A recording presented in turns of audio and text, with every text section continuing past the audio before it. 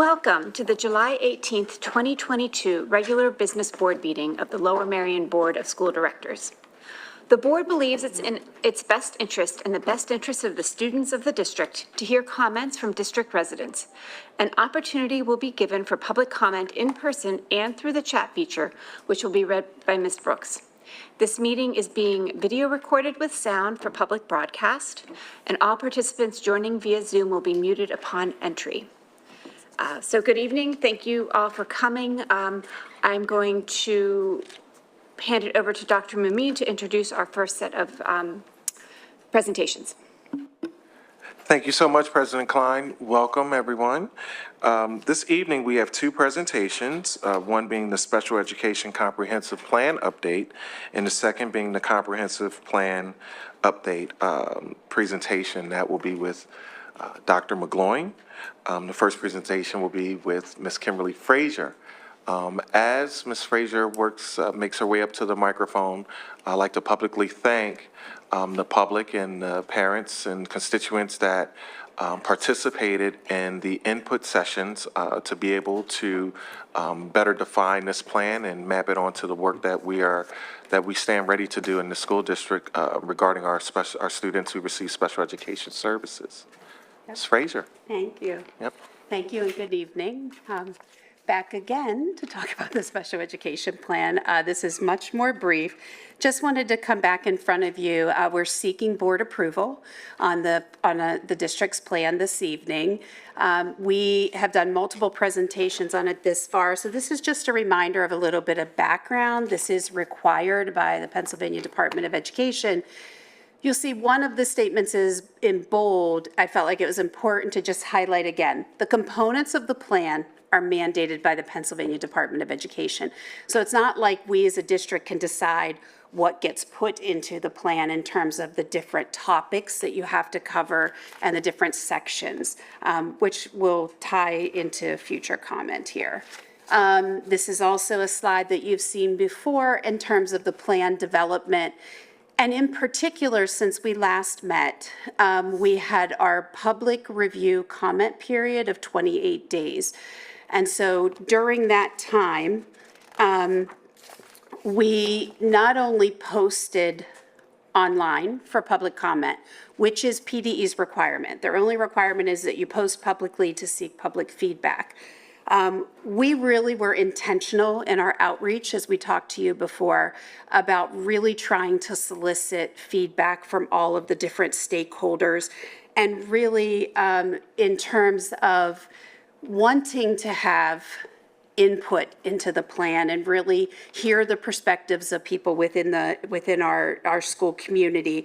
And, you know, even when comments didn't relate directly to the plan, it did give us an opportunity for reflection, for thinking through special education services, and a good understanding of some perceptions that are out there that we might need to work with in terms of just like clarifying some things for the public. Through the sessions that we offered, we had 22 online submissions that were received. We also offered 2 live feedback sessions for the community. We started by doing one in person, and then at the request of the community, we offered one virtually as well. So between those 2 feedback sessions, we had 13 total participants. And then we also offered 3 virtual feedback sessions for staff. We offered sessions for 2 for professional, 1 for support staff. Those were not as well attended, but we did get some feedback from staff. And then we had professional staff on the steering committee as well. So again, this shows we went above and beyond what the requirements of PDE are, just really showing our commitment to really seeking others' feedback. Through the public review and comment period, you know, we had different types of responses. There were themes. Some were general comments not connected to the plan. I'll talk a little bit about that. Comments that were connected to the plan, some student specific, and then comments that really didn't give any feedback, but were comments that we received. The general comments not connected to the plan, I think it's important to share, again, PDE determines what the topics and the components within the plan are. But it doesn't mean that we don't take those comments seriously that we received. And so it's also a time to reflect on, outside of the plan, some of the comments. We do take it all seriously. Some general things about those comments that weren't connected, we received some comments that were about implementation of the plan and like implementation of how people see and experience the special education process and special education services. This plan doesn't address monitoring the implementation of the plan, it addresses the plan itself. We also had some, feedback in terms of people wanting to give comment on Section 504 plans. That's not part of the special education plan. And the same with gifted support, which gifted support services aren't specifically part of this plan. So those are some things. And just to give you a sense of the scope, there were some comments on homework practices, student protests, accessing counseling outside of school, accessing the competency and professionalism of special education staff, so looking at our evaluation systems. Again, process for ensuring consistent implementation of components of the IEP. So again, things not connected to the plan, but worth our administrative team definitely giving consideration to. In terms of student, I'll come back to the general comments connected to the plan. I have additional slides for that. The student-specific comments, even though we can't share to a degree some of them, they were very personal to individual students or families. There was good information that came out of that led us to look at the plan a little more closely. And a couple things in particular: access to extracurricular activities, particularly nursing services for extracurricular activities for students with medical needs, and then use of the restraints and restraint reporting. And so we gave consideration to those student-specific comments as well. And then the comments with no feedback given, one family was so lovely, wanted to give a shout out to their special education teacher in particular for how wonderful she was with their child. So we had several of those, or staff members indicating positive comments about the plan itself. Now, that within the overview of comments, so this is just to highlight some of the comments that came through related to the meat of the plan, the least restrictive environment. I will highlight positive behavioral supports and professional learning. And these are comments that came through. Some of these that you're seeing here came through multiple times, came through the online feedback, in our feedback sessions. And so the committee, after the public comment period, we came back together, reviewed all of the feedback, had really meaningful dialogue about the plan, and out of that came revisions. And these are particular areas that we paid close attention to in the revisions that are in front of you. There were questions about ensuring that the transition from intermediate unit to school-age programming and giving consideration for least restrictive environment. So we made sure that that was clearly addressed within the plan. We had talked about in the draft access to the SAS toolkit, that's supplementary aids and services for families. And through the feedback, we realized that we weren't clear enough about supplementary aids and services. The toolkit itself is really for students who experience significant barriers, who have very complex disabilities. And it's a multiple day process that we bring a third person in to facilitate that process of really looking at barriers. That doesn't mean that all families don't talk through with the IEP team supplementary aids and services. We talk about supplementary aids and services for all students with a disability. The supplementary aids and services are always considered looking at collaboration, which is the adults that are supporting the student, instructional accommodations, physical and social, emotional, and behavioral.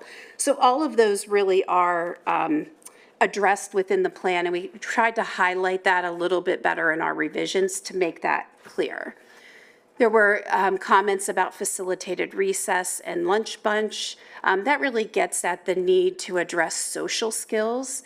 And it's not just social skills in isolation, right, with the speech therapist or the special education teacher, but also generalization. And how does that look when students are engaging with their peers? And so we talked a little bit more about how that might look within the schools. And then again, it came up about the access to extracurriculars, including nursing services. So the district is responsible for and does provide services that students need, accommodations, if that's adult support, if that's nursing support, if it's accommodations, so that they can meaningfully participate in extracurriculars. And so we made sure that we highlighted that within the plan. It is something that the district does. One thing that came through with this too, that I'll link back to comments kind of outside of the scope of the plan too, it did also give us good feedback that I think sometimes families don't know what they have access to, or might not be aware that, like, yes, if your child receives special education services, it doesn't mean they can't participate in the summer programs that we have or the extracurriculars that we have. It also gave us pause about, families and students with disabilities knowing what extracurriculars are available. Our teams definitely work with students in terms of accessing those, but doing a better job of sharing with parents what is available, and that, again, students with disabilities can participate, and we support them to do that. In terms of professional development, what definitely came through is really thinking about the parent and guardian training that we do.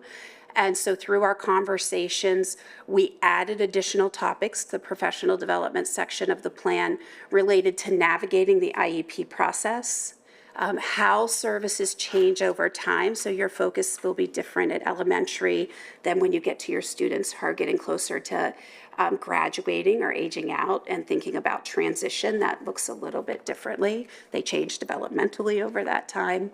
So thinking about how we can share information with families related to that. And then also training on how to facilitate an understanding about the entire process, not just the IEP itself. The IEP process starts with an evaluation or a reevaluation, and really helping families understand that connection in that process. And in our, collaboration with CSE, which we're very grateful for, we talked about needing to offer this on an annual basis because families are at different places with their children and with services.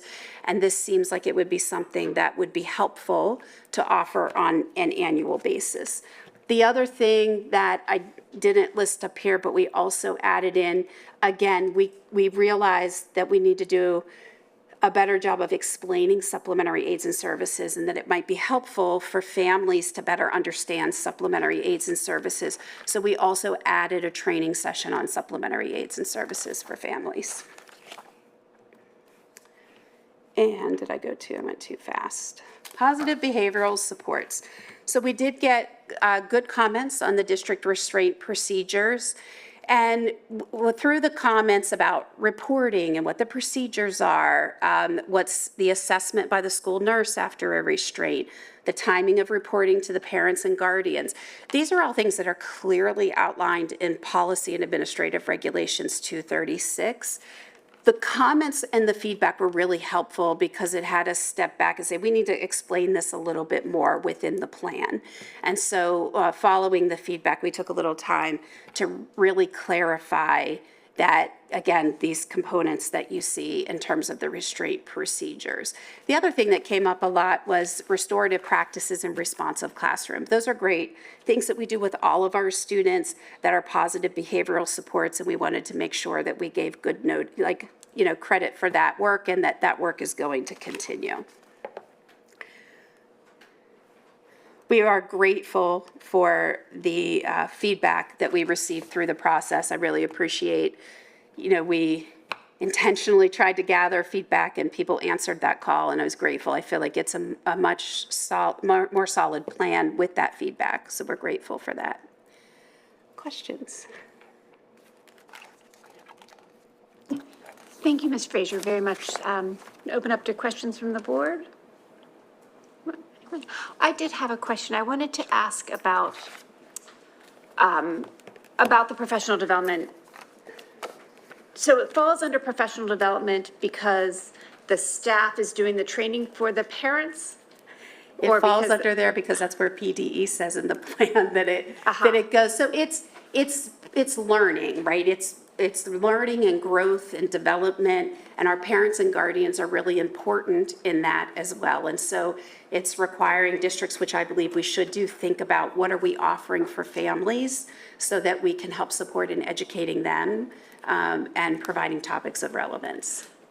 Thank you. Is there currently a schedule for when that when those trainings happen? Or is the idea to work with CSE or some other organizations to sort of provide and advertise? Although I think that also there would be email, Yeah. communication from the district. Yeah. Yeah, we don't have a set schedule. It's not like it happens on X Tuesday of every month. Right. We look at it each year, and it depends sometimes on the speakers, and we do collaborate closely with CSE, which again, I'm the Committee for Special Education. I'm grateful for their support through that. Right. So I get what you're saying about the schedule. That makes sense to me. Sort of like in the fall, we would do this, but it's not necessarily a specific day. And in the spring, we might do that training. Okay. Correct. Great. Thank Yeah. you. Thank you. Are there any other? Mr. Mooring? Yes, so I just, one question, and I know, as I was looking through, it wasn't something that was flagged, but I'm just curious around disproportional placement, right? And so I know we weren't so askew that it was an issue for us, but if you could just talk to it a little bit about, because there is still that disproportional, placement of African-American and minority students in special ed. And so how are we monitoring that and Yeah. continuing to? Yeah, so thank you for asking that question. So the state determines, right, what is considered significant disproportionality. So the federal government a couple of years ago said you have to have a formula. Pennsylvania Department of Education developed a formula, and so all districts utilize that particular formula. And it looks at risk ratio. The district is not flagged under that risk ratio for any of those. We don't stop there though, right? So we really do look closely at our data. We look at the discipline. We look at identification, and not just identification for special education, but looking at types of disabilities, and if we start to see that maybe one particular disability area is getting a little higher. And we do look in relation, the risk ratio doesn't look just purely at if 8% of your population is this race, then 8%, 16% of that would be special education. But we look at that because we compare it across all racial groups just to see, are we keeping equal with that? So we look closely at it as an administrative team. As we see things come up, we might provide some professional learning for our school psychologists, or as an example of some things that we would do. Thank you for asking that. Ms. Garrison? I have a question that really piggybacks on John's question, specifically this disproportionality that you're speaking of, where does it land? They're African-American students in special education are disproportionately in what category? So I don't have that data in front of me. I certainly can share that with you. We do historically tend to see in terms of specific learning disability. And what we have seen over the past 5 years is that that gap in those numbers is declining, specifically for our Hispanic Latino students and our African American students. And so we are reducing that discrepancy over time. Well, that's great. I'm just trying to understand what category we're talking about, since there's so many different categories, or you're not at liberty to really say that. Well, I don't have all of that data in front of me. When you're talking about, there's 13 disability categories identified by IDEA. So we monitor those 13 categories of IDEA across all racial groups. So I wasn't prepared to share that information here, but I believe I've shared it with the board previously, and I'm happy to share it other time. Thank you. Sure. Any other questions? Great. Thank you so much, Ms. Frazier. Thank you.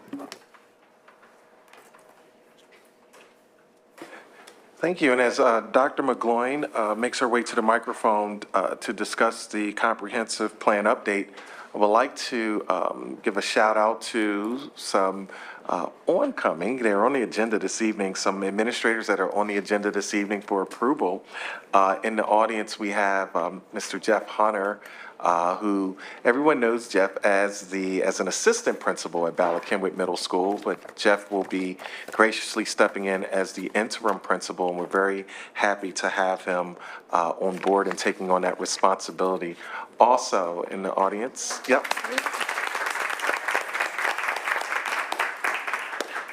Also in the audience, we have Laura Hopkins, who will become our supervisor of secondary humanities. So thank you for being here this evening. Also on the agenda, but not in the audience this evening, and hopefully they're watching online this evening, is Nick Allen. Nick is a familiar name as he is one of our counselors at Lower Merion High School, and he will be stepping in for Jeff's old position as the interim assistant principal at Bala Kenwood Middle School. So, Al. And also joining the team at Lower Merion High School as an assistant principal, who's not here this evening but on the agenda, Dr. Olafemi Fadayibi will be joining us, and he's coming to us from the School District of Philadelphia as a ninth grade head house principal in the School District of Philadelphia. So welcome to Dr. Fadayibi. And finally, we get to see in person, live and uncut, our Director of Diversity, Equity, and Inclusion, Ms. Shawana James Coles, is in the audience this evening. Over to our left. Thank you so much. As I deferred off the agenda, I apologize, but I felt it was important to recognize their presence this evening. So please, Dr. McGloin, take it away. Comprehensive plan update. Thank you. My Shawana pleasure. even got put into the strategic plan, comprehensive plan before she arrived. So her name's in the document, even though she wasn't here yet. That's how we really wanted her here. So I want to go over our comprehensive plan, similar to the special education plan. And honestly, as part of the comprehensive plan, it is one of the components as well. The special education part of it actually goes in typically, it's probably 3 months earlier, but because we're behind our timeline due to COVID, it actually is only a month difference for the due date for both of the plans. So comprehensive plan it really comprises multiple plans, but it's mandated by PDE, as is our special education plan. It consists of an action plan that really commits us to quality education for our students. It talks about our aids and services and the programs that our students have access to throughout the district, as well as our teachers as well, because the induction plan and the professional development plan are a part of this plan.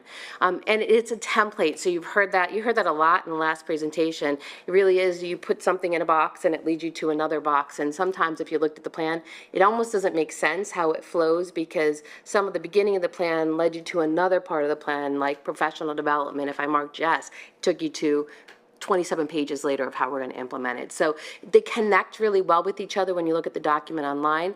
Not necessarily as much when you're looking at the plan, but it really does flow within all of the different pieces so that the plan speaks from one part to another. So our plan specifically aligns with our district's All Forward plan, because that's the document that we follow. And so if you look through the plan, you're going to see all of the language that you hear over and over and over again from us, including the goals from All Forward, because that is the document that we use as our vision for this district. We also incorporated all the work that we did in K4 and 5A. I can't say all because it was so enormous, the work that we've done, but realistically, there's been a lot of time and effort put into how we're reframing education, how we're really rethinking K8 and 5A. And so the work of those two committees formed the goals that we set within the professional development plan. And then finally, it focuses on our equity work. And so you'll see that lens throughout the comprehensive plan as well. The way the plan is set up is by ready, set, go. That's how we start the plan. And so we start talking about the steering committee. We describe our district, including the mission and the vision, and they're taken directly out of All Forward. That mission and the vision and the educational values came directly from our All Forward document. But it really gives a picture of the school district in the ready part of the plan. The SET plan includes our planning for what we're going to do within the plan. And so we take a look at our Future Ready Index evaluation. That's including our PSSA scores, our Keystone scores. They're all a part of what we evaluate. Again, we outline our mission and vision, how that attaches to it. We look at other supplemental plans, such as All Forward and our K and our K4 and 5A work that we did. And then we summarize our strengths and our challenges in this part of the plan. And then finally, the go part really takes us to where we're going to head, right? We analyze the strengths and the challenges. We had to choose 2 to 4 challenges, so we chose the challenges that really related to the work that we've been doing in our district. And then it has goal setting attached to it. It has action planning, professional development, and again, that's where it attaches itself to that professional development plan, and then there's a communication piece as well. And so you see what our goals are, and they should not be a surprise to anybody. You should have all seen these multiple times over because they are our all forward goals. So the goals in our plan are the same goals that we've been focusing on in the school district that we really look towards as we're doing all of the work that happens in this district. In addition to all that I talked about with Ready, Set, and Go, we have other required reports as part of the comprehensive plan. Chapter 4, you'll see after each of these, I have a different little law or requirement. And so each of these are outlined as part of PDE's guidelines for what we have to do, what's expected of the school district as part of the requirements. And so there's a lot of laws that outline what we do as a school district. And that's what I put in those little parentheses. Chapter 4 specifically speaks to the academic standards and the assessments. Chapter 49 speaks to induction for our new teachers. Act 48 may be a term that you've heard before because that's professional development, and often we'll hear like teachers need Act 48 hours, right? And that's their professional development hours, and so that's outlined in Act 48. Chapter 12 is student services, and then Chapter 16 is gifted. And so we have to speak to each of these specific things within the whole entire comprehensive plan. So the academic standards and assessment plan, this is due every 3 years. So our plans go on some odd cycles. Sometimes they're due every 6 years. Sometimes they're due every 3 years. It really depends. Typically, the comprehensive plan and the special education plan are due at the same exact time. The special education plan comes a little bit earlier. We don't know what's going to happen in the future because they haven't changed our window, but they have changed the special education window. So our plans, it really is a little wonky on how they're due, but some are due in 3 years, some are due in 6 years. Academic standards is a 3-year plan. It really looks at what is in our written curriculum. We have to attest that we're teaching the standards that the state sets forward in the school district. And so we're assuring that we comply with that. We have to talk about our planned instruction. We have to give sample planned instruction so they could see what our instruction looks like in the school district. So we upload some documents for them to review. In addition to that, we have to talk about the assessments that we use. So you hear us say DIBELS, right? That is something that we would put in there as an assessment that the district uses. Obviously PSSA and Keystone are, but we put SATs in there. And so it really gives a list of the assessments that the district uses to determine student achievement. And we have to list all that for the state when we submit this part of the plan. The next plan that we have to talk about is our induction plan. And our induction plan, we have to certify that we comply with Chapter 49 requirements. We have to talk about how we choose a mentor in the school district. Professional development activities are often outlined by the state. So as part of the requirements for the state, we have to talk to teachers about the professional code of conduct, the Danielson evaluation platform that we use, how we evaluate teachers. What does that look like? What's the process? We have to talk about assessment and curriculum with our staff, as well as safe and supportive schools and accommodations for diverse learners. And so there are guidelines from the state that we have to attest to, and then we upload our plan so that we could show them what our induction plan looks like and that it mirrors what the state is requiring. So that's part of the induction plan that we have to submit. the Act 48 Professional Development Plan. And in the Act 48 Professional Development Plan, we look at what we're doing as a district to move forward the vision. And so remember I said that what we put into that first document with PD, it actually transitions into this part of the plan, and we talk about each of those areas individually and set goals. So our goals for the district were MTSS training, data protocols for both academic and behavior, Illuminate software, and universal design for learning, which you also heard in the special education plan. So there is overlap between this plan and that plan. We also have curriculum reimagination and design, so that transform the graduation requirements. Remember, we put in a new STEM elective. We have all new electives at the middle level. And so we're looking at how do we transition our graduation requirements and look at expanding our courses. In the third goal that we have with the inquiry-based thinking approach, that was when we talked about project-based learning and interdisciplinary approach. You've heard that this year a lot. That's where we put that embedded into that, as well as co-teaching and site visits for that. And then culturally proficient teaching practices, we're looking at culturally responsive teaching, personalization of learning. Again, universal design for learning fits well into this, as is MTSS, so that actually translates between both of those professional development goals. And then we have mandatory professional development that we have to have in here as well. And so the first one is language and literacy acquisition for all students. The second one is trauma-informed care on a yearly basis. We have to offer that, and so that happens in the beginning of the school year typically. And then safe schools training, and so you've all heard that we talk about mandatory reporting, right? Mandatory, that's where this falls, and we have to test that we offer that for all of the staff in the school district within this plan as well. I think I'm blank. Denise? Okay. Thanks. And then finally, our gifted education plan. So the gifted education plan, it talks about public notice procedures and conducted annually to inform the public of gifted education services and programs offered, eligibility, that we have multiple criteria and evaluation, and that continuum of services for students. I'm going to keep talking if you're okay with that, even though I'm going in and out for some reason. Continuum of services, which provides us opportunities for acceleration, enrichment, or both.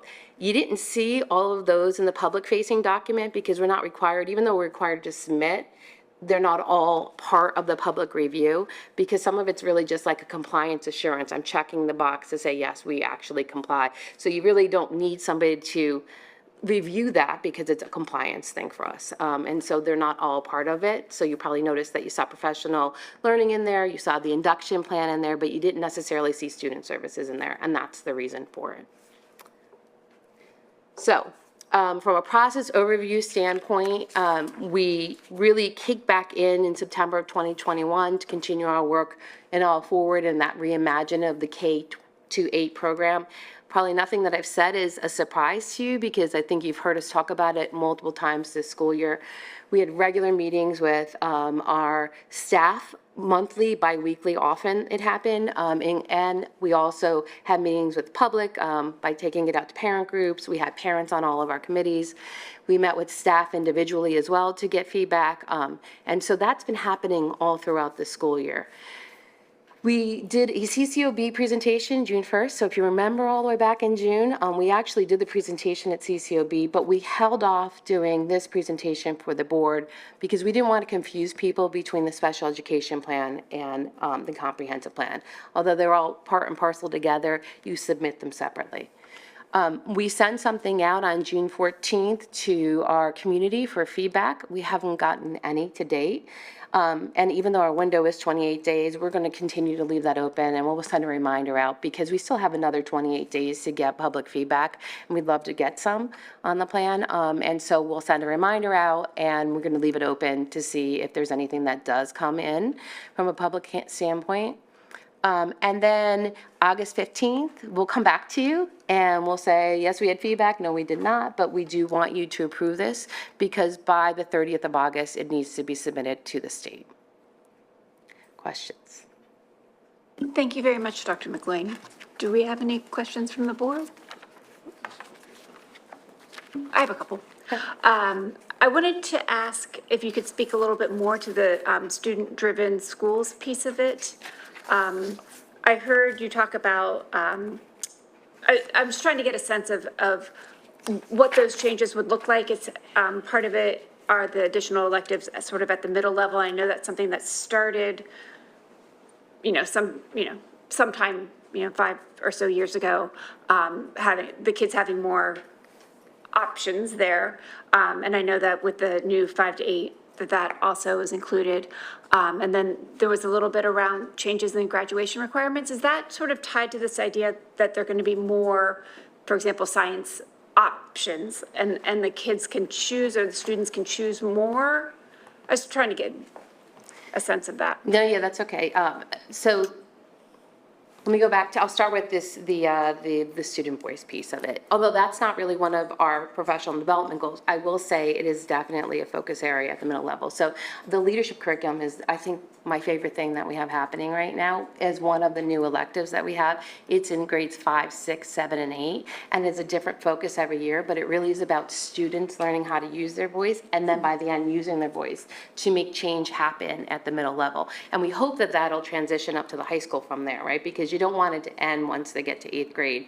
And from the visits that we've done, from site visits that we've done and research that we've done, it has translated really well to a high school offering. So we hope that that will be the vision that continues. But that's a great place that we are really trying to teach students how to use their voice and then have it become part of what's happening in the building to drive, the vision of the building. And so that's that new leadership curriculum that's happening.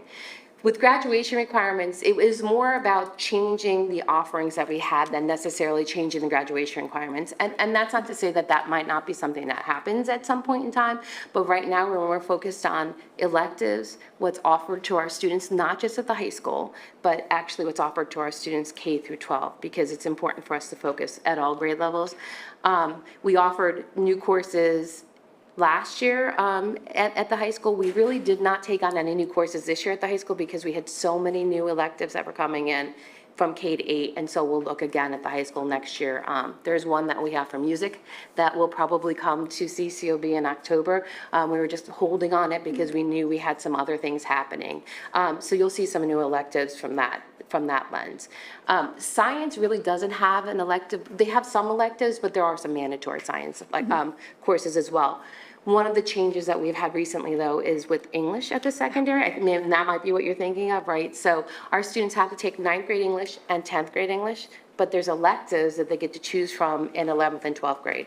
And they could choose any of the electives that we have to count as their last 2 English requirements. And so we traditionally you might have seen like an English 1, English 2, Brit Lit, American Lit, that kind of thing, right? But instead, what we've opted to do was have the first 2 years be the same for every student, that mandatory English 1 and 2.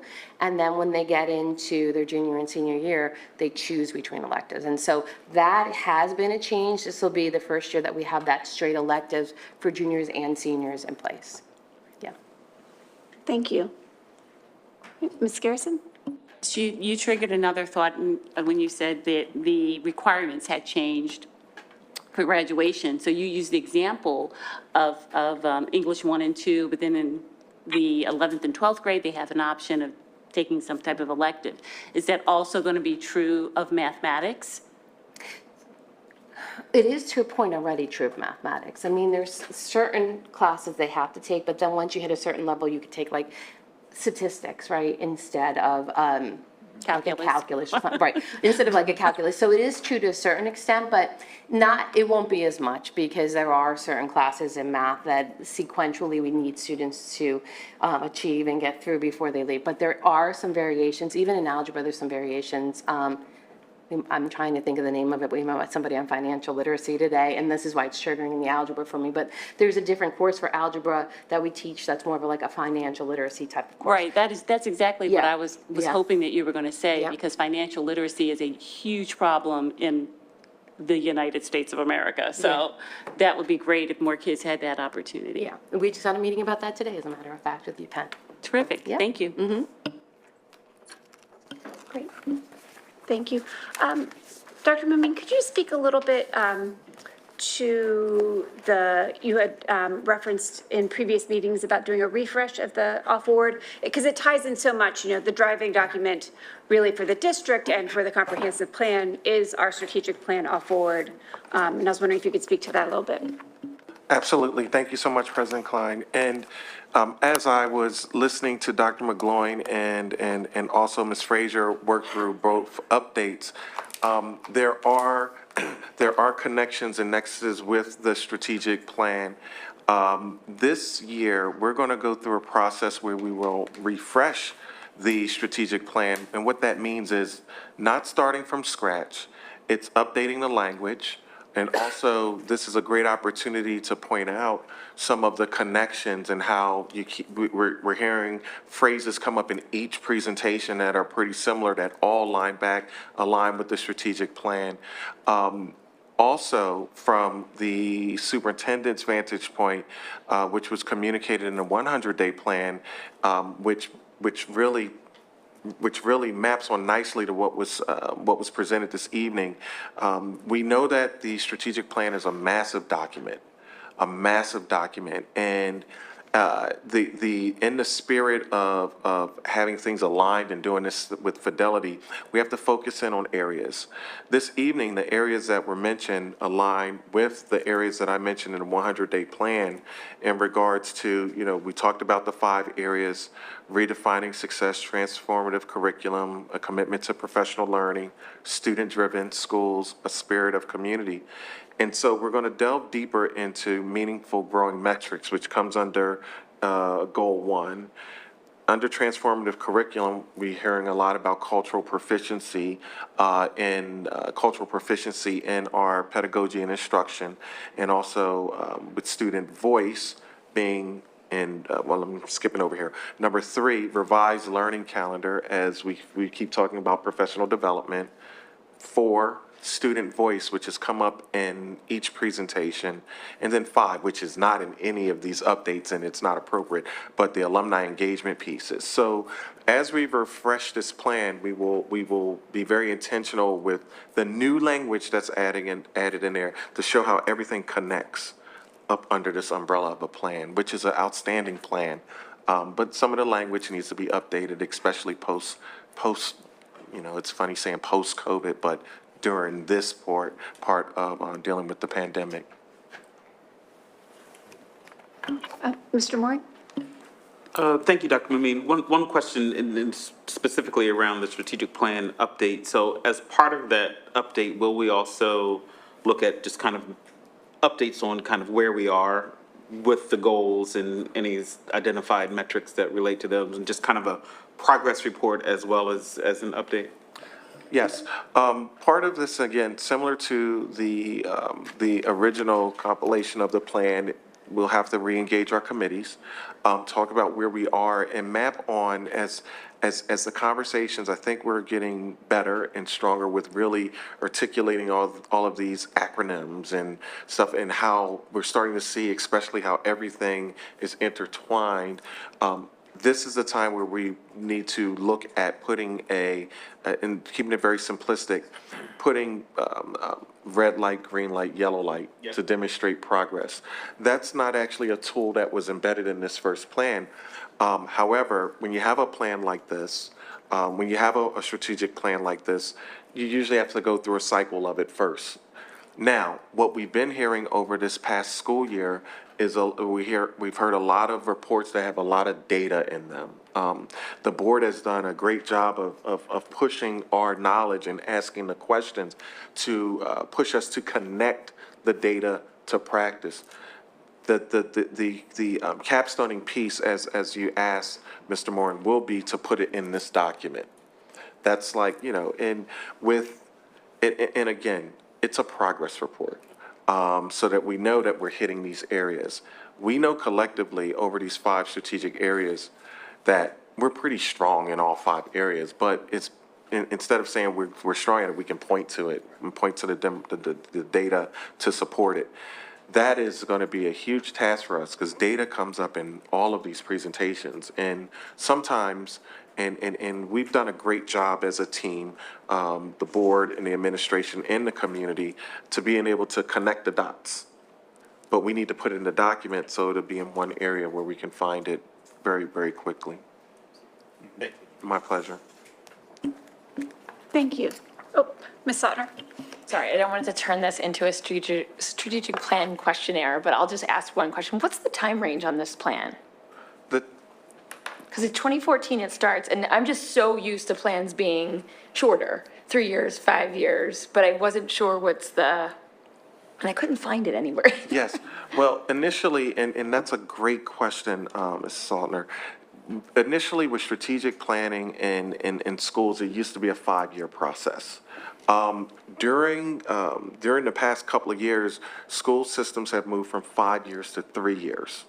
So in the past, and you may have heard me say this before, and it's in this document, but the strategic plan process includes a process of assess, plan, implement, evaluate. And then you're up to the 5th year and see if what we're gonna do with this plan.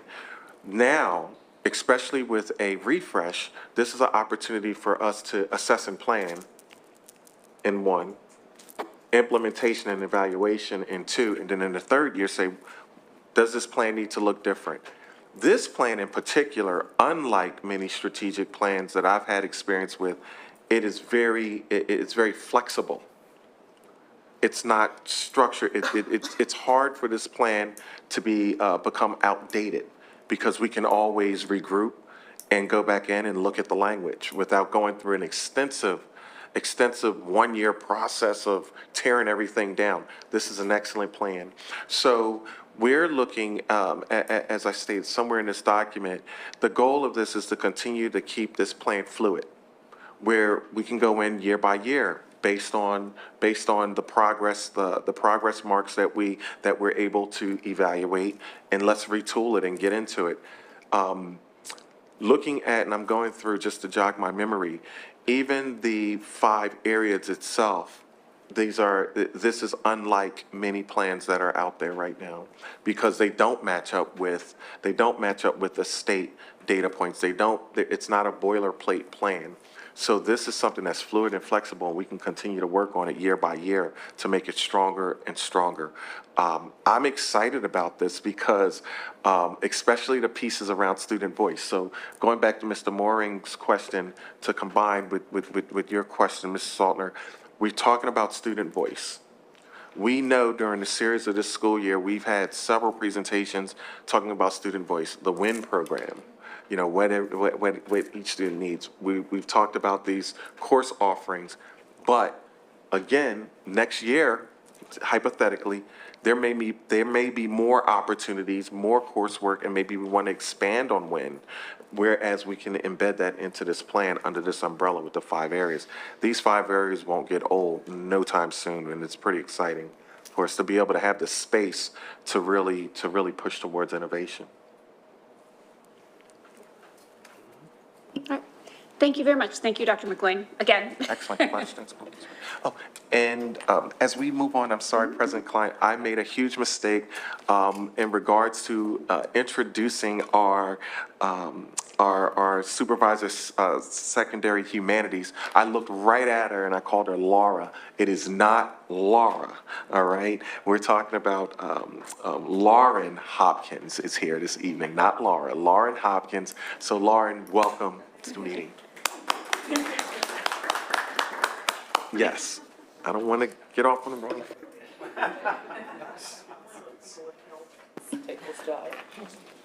Great, thank you.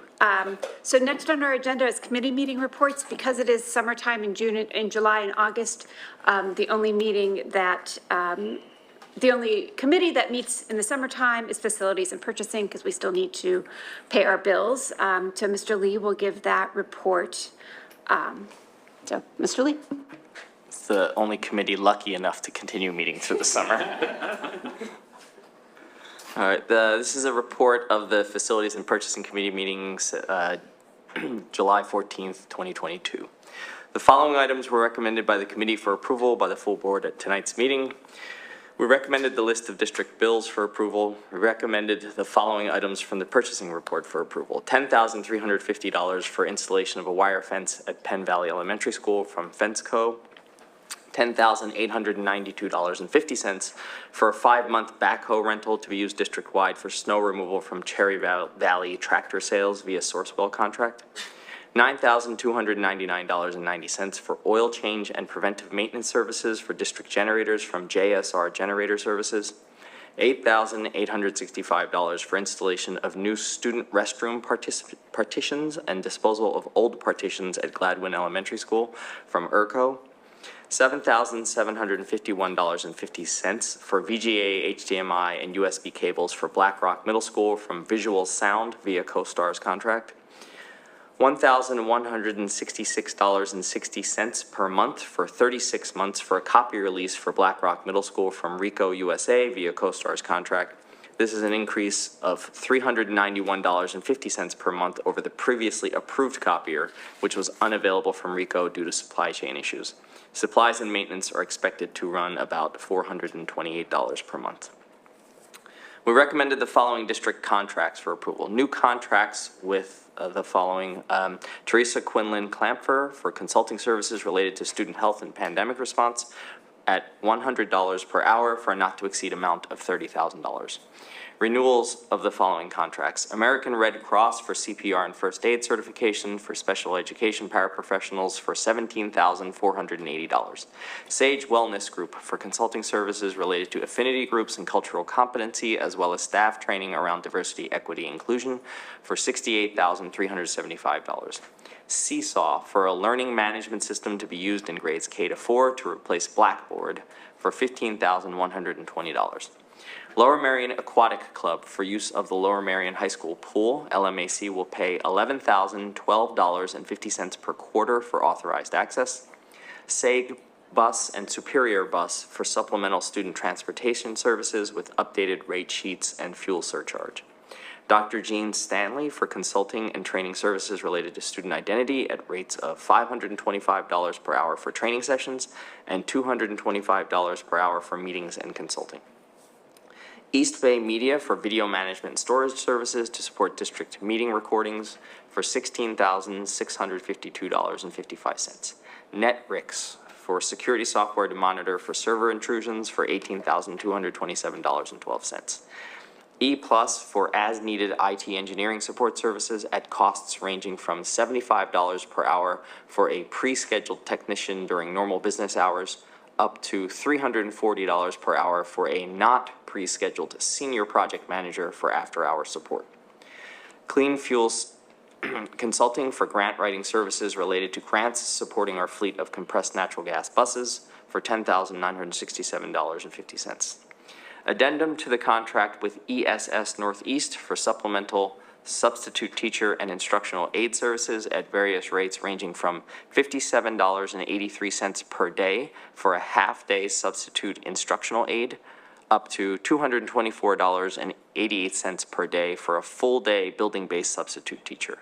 Currently, the district expects to staff full-day building-based substitutes internally. We recommended the following change orders related to the construction of Black Rock Middle School for approval. 3 change orders for borough construction, a voltage change to one of the rooftop units for $3,875.50. Reinstallation of wiring and receptacle boxes for $1,341.12. And the addition of an enhanced public address communication line to increase security for $4,954.37. 2 change orders for IMC construction. Install an access gate to the school courtyard for $11,714.47. Provide a certified union elevator operator to support furniture delivery in June and July before the building is certified for occupancy for $18,344.60. We received an update on the construction of the new middle school. Construction work continues on schedule, and August 18th, 2022 continues to be the target date for substantial completion of the school and receipt of the temporary occupancy certificate. The construction project spend to date is $88,137,206 on a budget of $87,985,821. However, there are some disputed claims that were received from contractors and also claims that the district is claiming against contractors that still need to be adjudicated. The worst possible case could push the total construction cost to $89,175,519. To date, there have been $4,510,943 of change orders on the project. The largest category of change orders is related to to unexpected site preparation and rock excavation, totaling $2,138,055. Two areas of concern for the committee continue to be architect and subconsultant omissions, which were the cause of $546,175 and $820,685 in change orders respectively. There have been $616,651 in district requested change orders during the project to date. The next Facilities and Purchasing Committee meeting will be on Thursday, August 11th, 2022 at 8:30 a.m. Thank you, Mr. Lee. Next on our agenda is the addition of an additional agenda item. This is a relatively new requirement that for districts throughout the state, that if something is not on the agenda 48 hours before the meeting, then the board needs to, 24 hours. Oh, I guess I'm thinking 48 hours because of the weekend. 24 hours before the agenda, before the meeting for the business board meetings, that we need to vote as a board to add that agenda item. So do I have a motion to add the recommended action item 9D to approve the final special education plan to tonight's agenda? So moved. Is there a second? Second. All in favor? Aye. Any opposed? Any abstentions? Okay, the motion passes. So next on our agenda is audience recognition. At this time, we will hear public comment. If you would like to speak at tonight's meeting and have not yet signed up with Ms. LaPera, please do so now. I believe the list is up front now. For those of you joining us via the webinar, the chat feature will now be open and you will see a 10-minute timer appear on your screen. You can submit your comments and/or questions via the chat feature. Please be sure to begin both on the chat and in person with your full name and where you reside within the district in order for your comment to be shared. And by that, we mean your name and sort of general neighborhood. You don't have to give exact address. Ms. LaPera, do we have any in-person comments for tonight's meeting? Yes, we do. We can start with Ruth Jenkins, then Rosa Sirota, and then Holly Manzoni.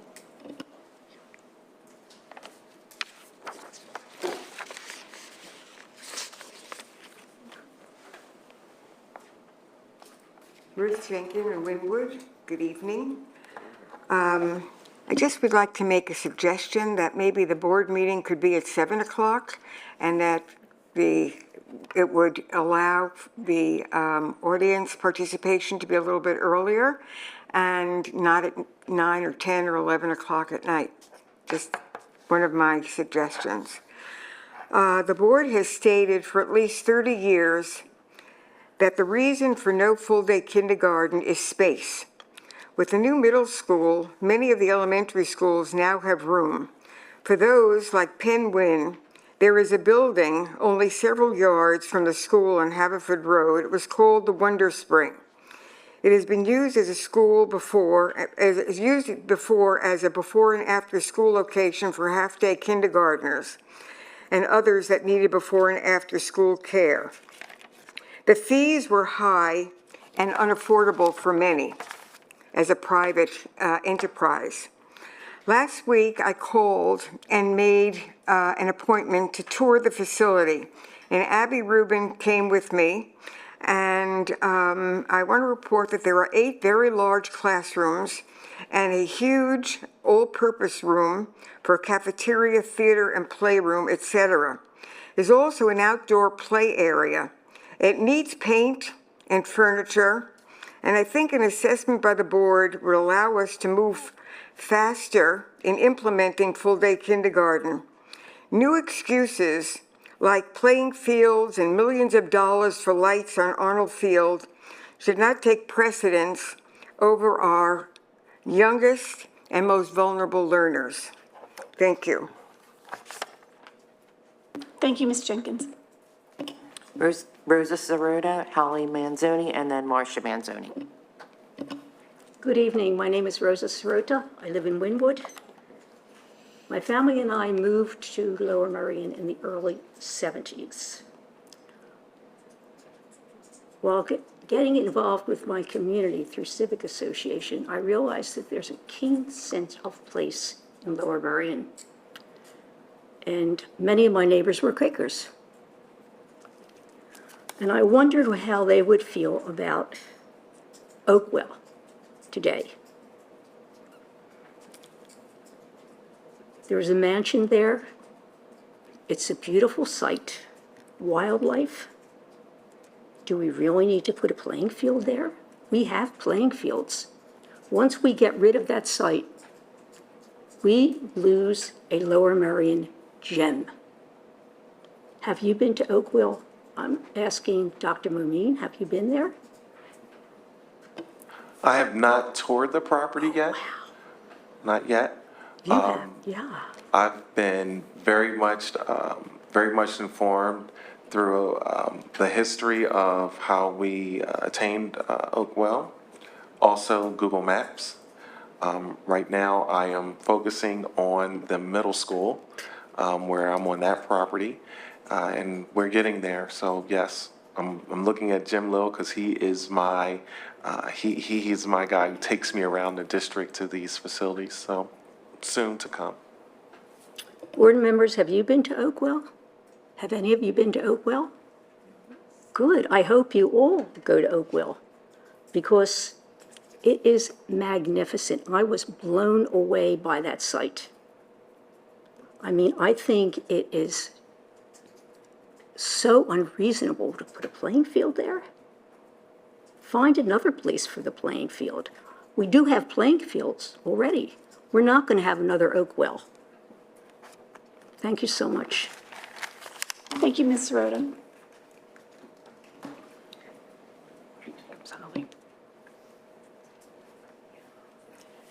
Good evening. I'm Holly Manzoni of Wynwood, and I concur with what our last speaker just said, that those of you who haven't seen Oakwell, if you do go there, you'll understand. You'll understand why we really need to save that property. But this evening I'm here because I got the letter that came with my taxes, and I was really shocked when I got to the one line that said, despite these challenges, we kept this year's tax increase to 1.39%, well below the index set by the Pennsylvania Department of Education. And I was shocked because that's not true. The millage rate was directed by the litigation settlement. You know that. In Section G, Clause 2, the settlement states, and I quote, "The millage rate for the 2022-2023 fiscal year will be 31.2045.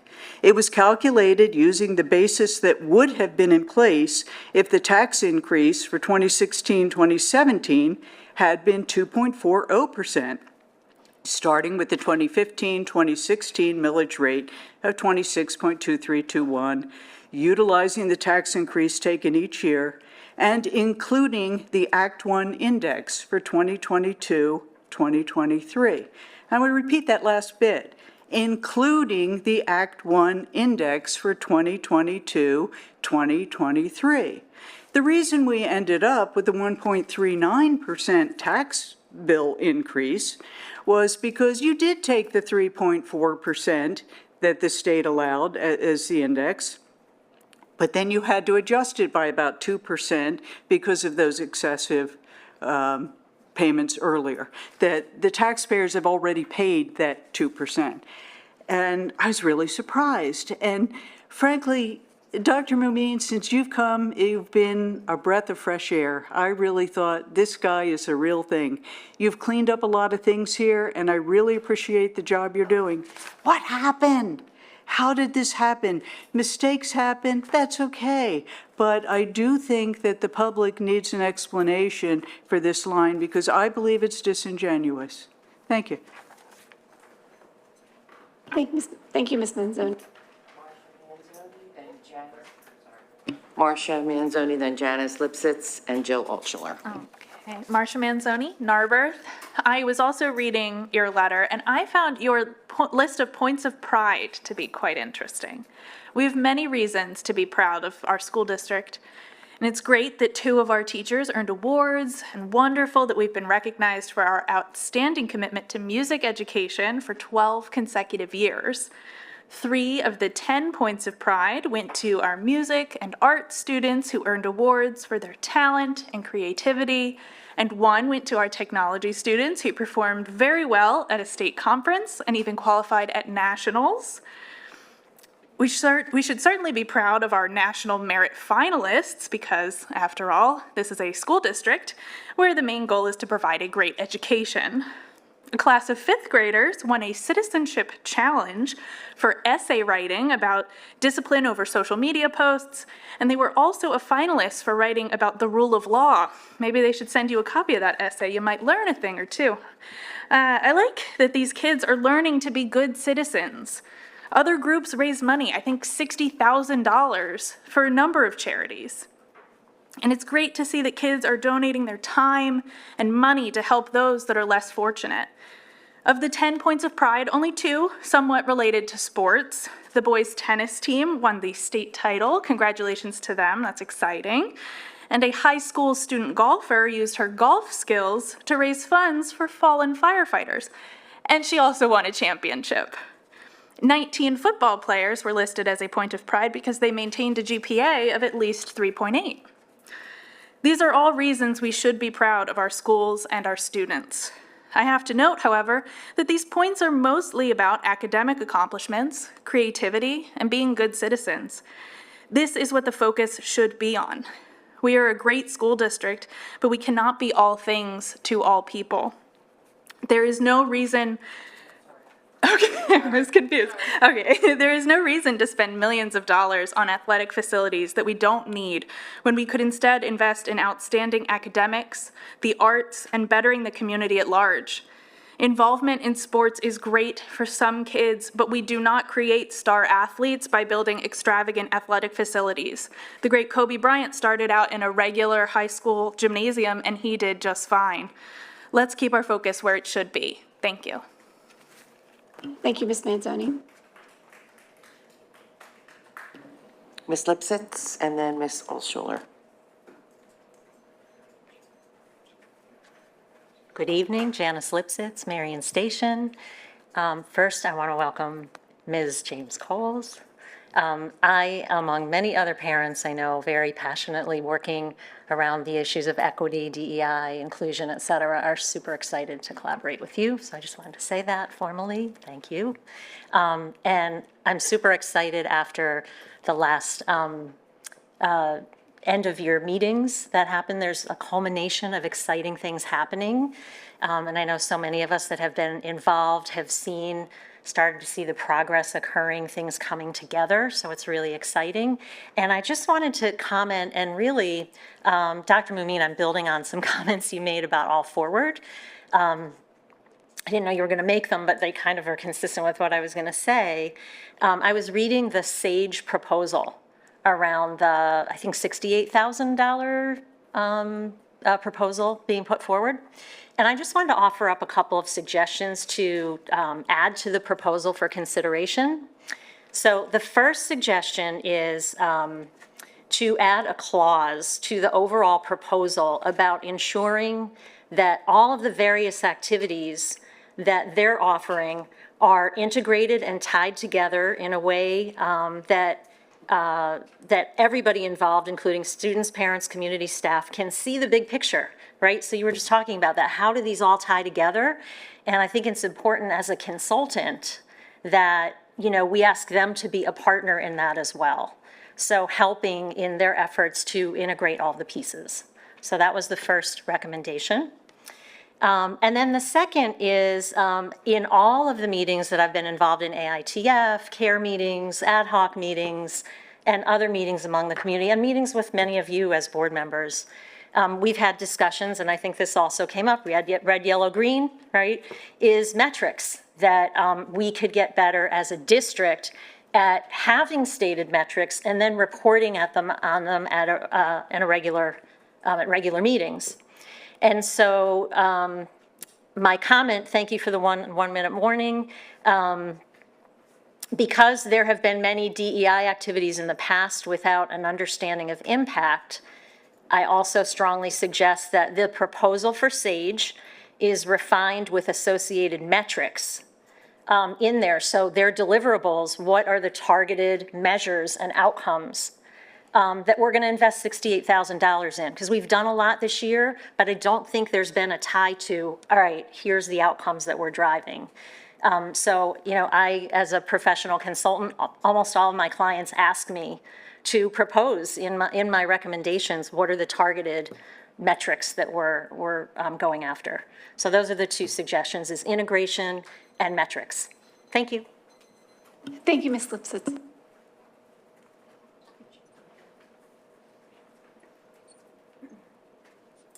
Hi, Jill Altschuler from Marion Station. I was trying to avoid comments, but couldn't resist, sorry.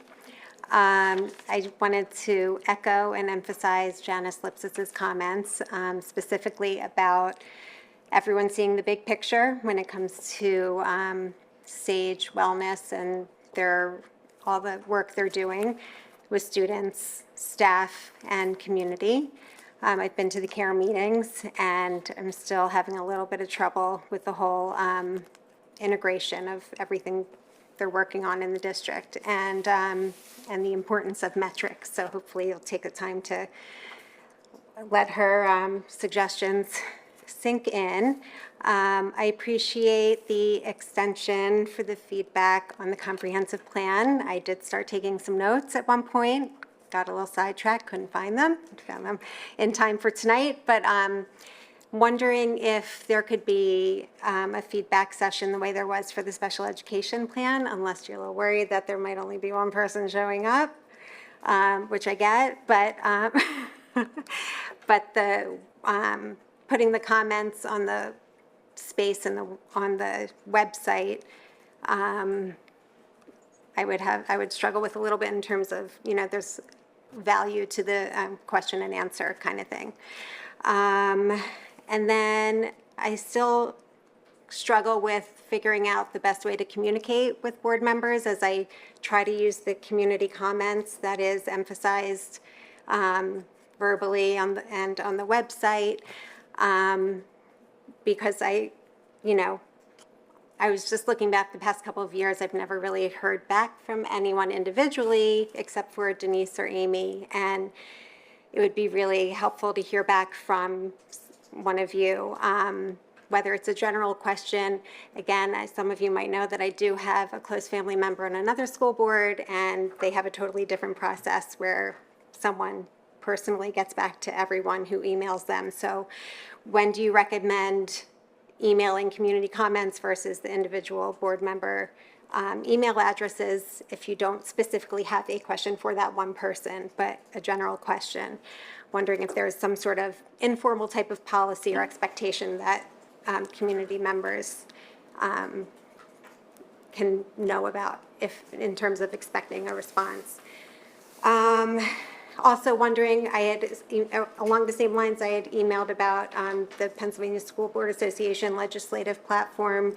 You can submit proposals, and I just had a general question once I had heard about that, if we had anything, because again, I've heard about other school boards that I feel like we could work together in some really important proposals and not have to, you know, have any pride about doing similar to other school districts. And then also, and I'm wondering if there's an update on recording the any of the committee meetings, as I've been wondering about. Thank you. I'll respond to the first 2 points of that. The first, in terms of, I do recommend people email community comments. You and I have had email back and forth, so I'm a little surprised that you've identified that there's been no email back and forth, because you and I have, and I know that you have with Mr. Mooring as well, as long as some others. So we have been emailing back and forth. In terms of the Pennsylvania School Board Association. I know that is something for individual school boards to do, the one that you are referring to. And I know I've gone through and done that. It is set up that they have identified things and you rank them. I also work with other school boards. We do twice a month meetings sort of that are both statewide and then locally in our region, and we talk a lot about legislative issues and things like that. So that work is going on. It is not something that we report on in school board meetings, but that work does happen quite a bit, actually. Okay, I mean, reporting on it would be super helpful because, you know, as I have seen in other school districts, there's some really amazing proposals being submitted in terms of mental health and gun violence and other issues that are, you know, that I think the public would be interested in knowing. It's part of the important work that you guys do. So yeah, thank you. Ms. LaPere, is there other? No. That's it. Ms. Brooks, could you please read the comments in chat? Hello. Hello, my name is Pauline Vocal, and I attend Harriton High School. Today, I would like to offer a student perspective on two issues that I and much of the student body deeply care about. Firstly, I'll be speaking about the Oakwell issue. In recent news, environmental issues have been pushed aside by courts and congressmen alike, and our boards need to step up. Preserving Oakwell not only saves treasured natural land by it is a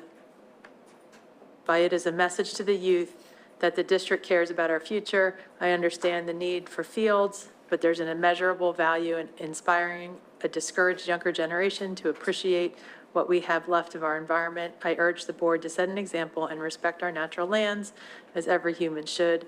Next, I'll be speaking about start times. Schools and boards have always held that student health is #1 priority. I ask that the district hold themselves to this standard. Frankly, the start time issue shouldn't be an issue. Hi, Abby Rubin. Why wasn't FDK in Bella Kinwood included in the comprehensive report or in the recent mailing about Lmsb progress? Also, when is the committee on FDK being formed? How can we indicate interest? Ruth Jenkin and I recently visited the former site of Wonder Spring next to Penwyn Elementary to scope it out as a potential space for full-day kindergarten, as space is at a premium at Penwyn. It's been in use continuously since 2007 as an early childhood ed program. While the building does need updating, its location and existing parking lot are excellent answers to some key challenges about making FDK happen. We're happy to discuss more details. I speak on behalf of my group and many other community members in saying that continuing to pit parent groups and issues against each other to drum up competition and division is harmful to your stated goal of improving our children's education. Making decisions is more meaningful than continuing to list off competing factors which keep your hands tied. Good evening. My name is Katie Duboff from Ardmore. I'm one of the many parents who submitted a comment online for the strategic plan to add full-day kindergarten to the plan. Are these comments going to be taken into consideration before the plan is submitted? Isabel Melvin Winwood, please maximize existing playing fields all over LM Township and save the trees at Oakwell. Jamie Bassman, Ardmore, CSC President. Board Policy 236 and the accompanying administrative regulation titled Behavior Support Special Education Students have not been reviewed by the board in over a decade. Given the COVID pandemic and the increasing body of research on the brain's role in regulating behavior, it's time to review and update so that our district is following best practices. Yair Lev, Marion Station. Good evening, Commissioner and board members. The conversations between multiple residents about the importance of full-day kindergarten have continued. We wanted to ask the Commissioner and board members if there are any updates about the potential implementation in 9/2023 and if there is anything we can do to help. Thank you. Allison Burnett, Marion Station. I was surprised to hear that no one had submitted comments on the comprehensive plan to date because I submitted comments on June 23rd and I shared the link with many others who also said that they commented. It makes me think that your website is not working. My comment was that the comprehensive plan clearly lacks the need for incorporating full-day kindergarten. It fits perfectly with the goals of transformative curriculum. Please don't leave kindergartners out when planning for all grade levels. And that concludes the chat comment.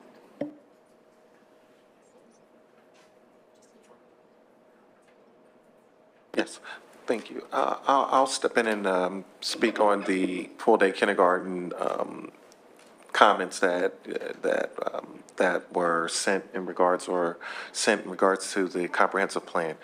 I'll start by talking about, I believe, 2 meetings ago, we had a meeting to launch how we would go about looking at full-day kindergarten. That plan is still in motion. We are planning to start moving with forming committees and gathering data and information, as we stated in the last couple of meetings ago, that we stated when there was a large contingent of full-day kindergarten supporters here, and that will begin in August. As planned per the presentation that was presented publicly. In regards to, I'm missing one. Can you jump in about the comments about the comprehensive plan? Yeah, I'm going to check. I have a link on my Outlook, and I have nothing. So I'm looking right now, but I'll make sure that I check on that. Yep. Thank you, Dr. McGloin. I just wanted to, Megan, how often do we review policies? Policies are on a specific cycle, right? That they get reviewed in the policy committee? Am I misunderstanding that? Well, it depends. There's a cycle that we go through to kind of review all of them, like comprehensively over time, but we also review periodically ones that require update or renewal based on recommendations from council or community requests, board requests, et cetera. So they all are at this point pretty up to date. And we did review, and I'm trying to confirm the date of review. I don't know that we revised it, but I believe 236 was reviewed at more recently than a decade, but I will. Okay, great. Thank you so much. Yeah. And normally in August, the chairs of the policy committee meet with Ms. Schaefer and Dr. Mamine and sort of lay out often for the year, not that board members or community members, not that other policies aren't or can't be reviewed during the year, but usually sort of in August of each year, just like with all the other committees, although probably not facilities, sort of a schedule is laid out in August with the chairs and the administration. I appreciate that. And in all my years doing this, I have not done the rounds on the policy committee yet. So I'm just not 100% sure on the procedure. So thank you for that. So thank you, Ms. Brooks, for reading the chat comments. We will now move on with the agenda. Do I have a motion to approve tonight's agenda via consent? So moved. Do I have a second? Second. All in favor? Aye. Opposed? Any abstentions? The motion passes. So now do I have a motion to approve tonight's agenda? So moved. Do I have a second? Second. All in favor? Aye. Any opposed? Any abstentions? Motion passes. Ms. Brooks, can you please give us a report on the Sunshine Act? The board met tonight in executive session, July 18th, to approve assessment appeals. Thank you, Ms. Brooks. Upcoming board meeting dates, which will be held here at 8 p.m. in the District Administration Boardroom. Again, August as a summer month, there's only one full board meeting. It is August 15th, Monday, is our regular business board meeting. And then the one committee meeting for August will be August 11th, 8:30 a.m. here in the DAO Boardroom at 8:30 a.m. There being no further business, this meeting is adjourned. Thank you.